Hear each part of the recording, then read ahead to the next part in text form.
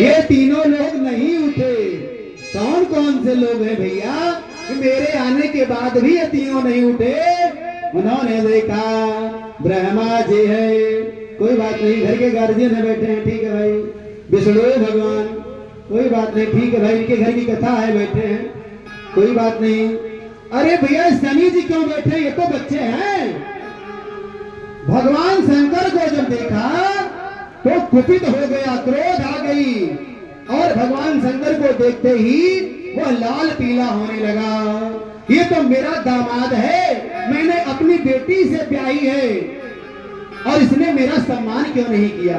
भाई ब्रह्मा ने किए ठीक है, विष्णु जी नहीं किए ठीक है, लेकिन शंकर ने मेरा सम्मान क्यों नहीं किया?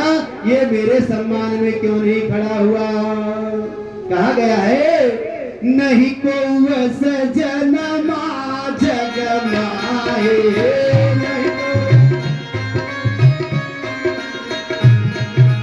नहीं को सजनमा जग माए, नहीं को सजनमा जग माए, प्रभुता पाई जाहि मदनाए,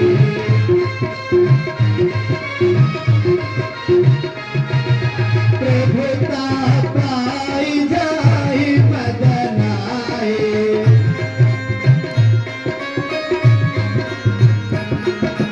प्रभुता पा जाने के बाद घमंड आ ही जाता है, स्वाभाविक सी बात है, लेकिन नहीं आना चाहिए।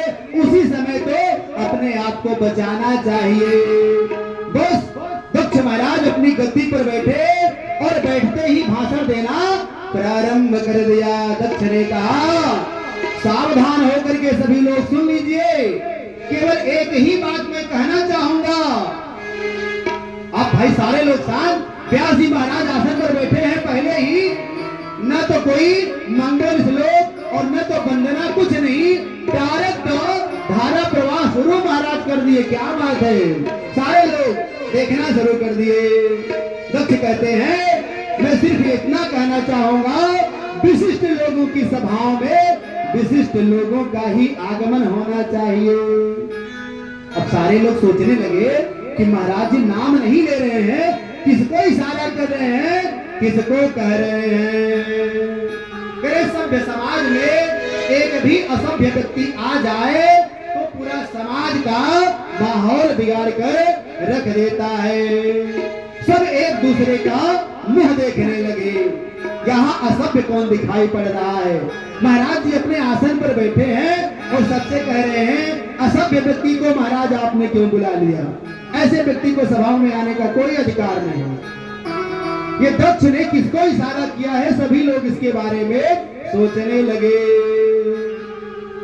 दक्ष ने कहा अरे भाई इधर उधर तुम लोग क्या देख रहे हो? तुम्हें ये शंकर नहीं दिखाई पड़ रहा है?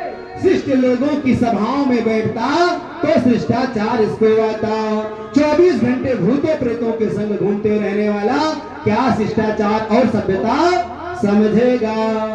ये तो हमारे लिए कलंक है, ये तो निर्लज्ज है, मेरे यश को धूमिल करने वाला है। पूरी तरह अपशब्द कहने लगे दक्ष। दक्ष बोला मैं अपनी मृगलोचनी कन्या का विवाह इस मरकट लोचन के साथ कर दिया। मरकट माने बंदर, इस बंदर जैसी आंख वाले के साथ मैंने कर दिया। ऐसे कट वचनों का प्रयोग करने लगे। नंदीश्वर जी से नहीं रहा गया।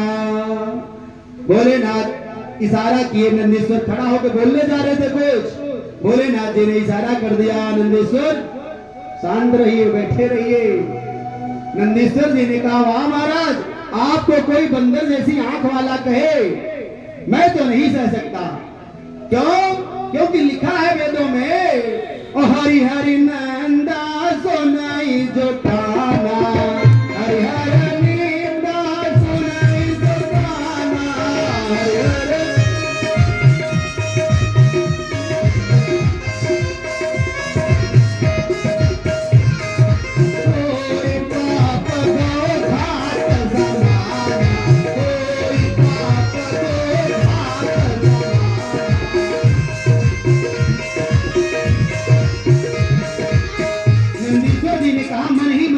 लिया कि महाराज मुझसे बर्दाश्त नहीं हो रहा है, मेरे स्वामी की आलोचना कोई मेरे सामने करे और मैं बैठा सुनता रहूं, ऐसा मैं कदापि नहीं होने दूंगा।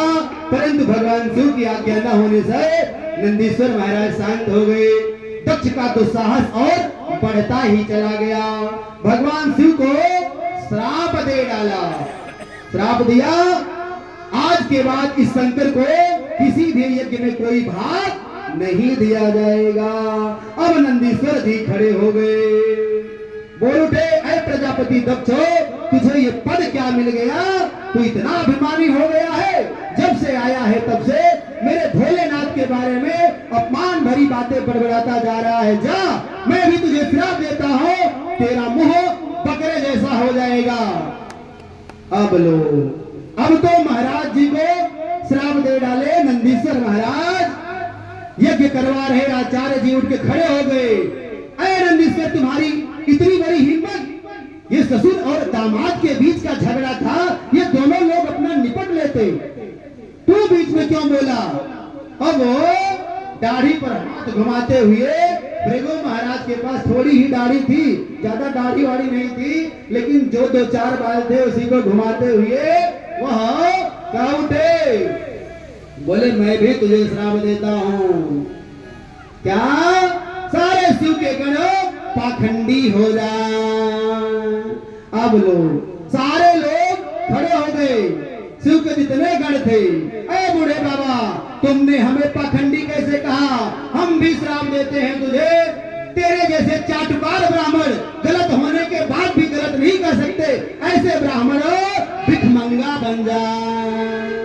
भोलेनाथ ने अपने गणों को शांत किया और अपने अपने घर वापस लेकर के चले आए।